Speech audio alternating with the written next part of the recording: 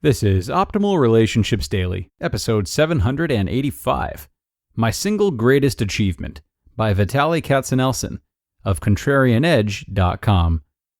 Hello, everybody, and welcome to our final post of the week on ORD before the weekend unfolds. I am your host, Greg Audino, and I've got another great article ready for you today, this time on behalf of Vitaliy Katsenelson, who is going to reflect on his single greatest achievement in a life that has included many. I'm sure you're going to walk away feeling inspired, so let's not wait another minute. Let's keep this intro short, jump into Vitaliy's post, and start optimizing your life. My Single Greatest Achievement by Vitaliy Katsenelson of Contrarian. On Sunday, we drove my 18-year-old, Jonah, to the airport. He's taking a gap year after graduating high school and will spend the next 2 semesters in Israel. He'll be taking classes at American Jewish University, doing internships, touring Israel, and discovering himself.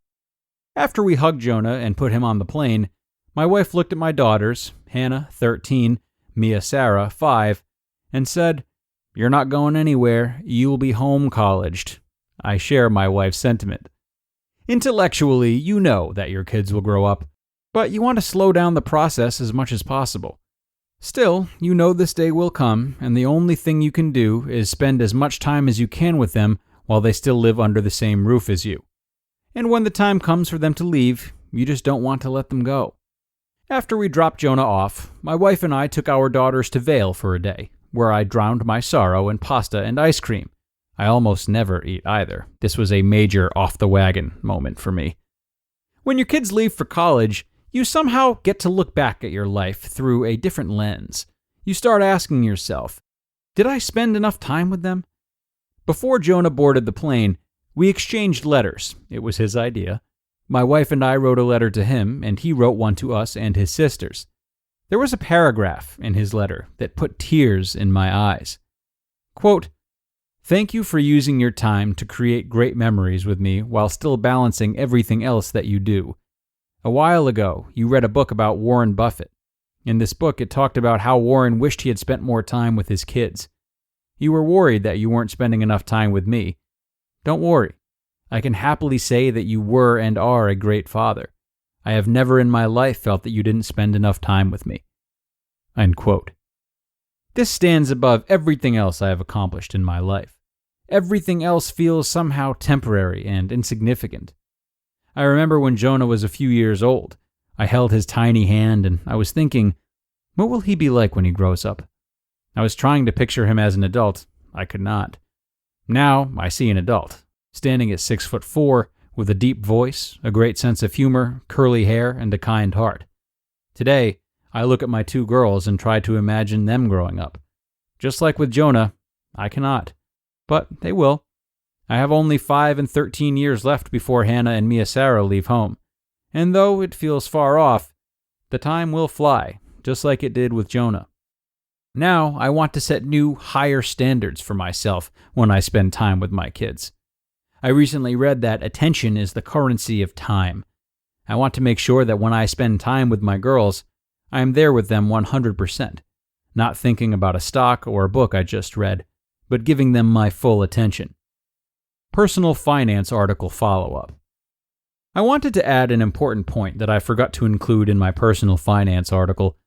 Health, time, education, and experiences are categories of spending that are important to my family, and as a consequence, our budget for them is very loose.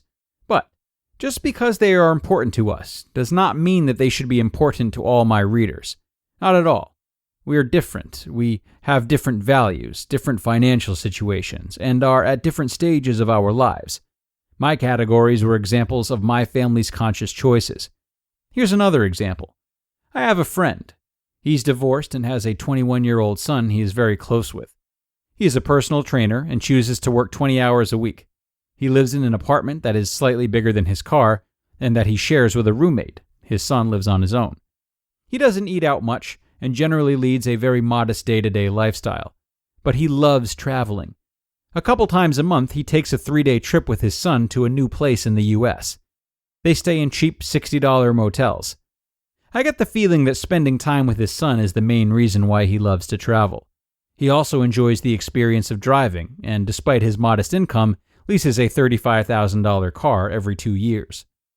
I doubt that he intentionally sat down and wrote out a budget.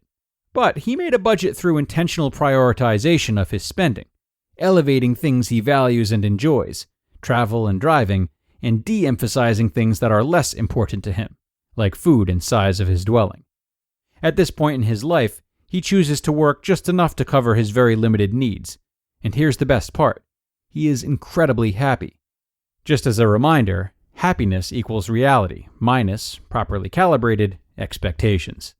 I unintentionally tied the two aforementioned articles together. Our personal budget should follow our values. We need to figure out what matters to us, our values, and calibrate and prioritize our spending accordingly. After all, money buys the most when it buys things we actually value.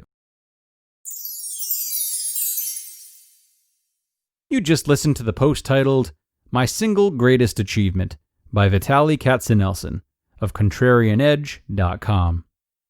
You know, everyone, here at ORD, we understand that navigating sensitive issues like money and health can be extremely stressful, and that such stress and anxiety can easily create family conflicts and affect your relationships.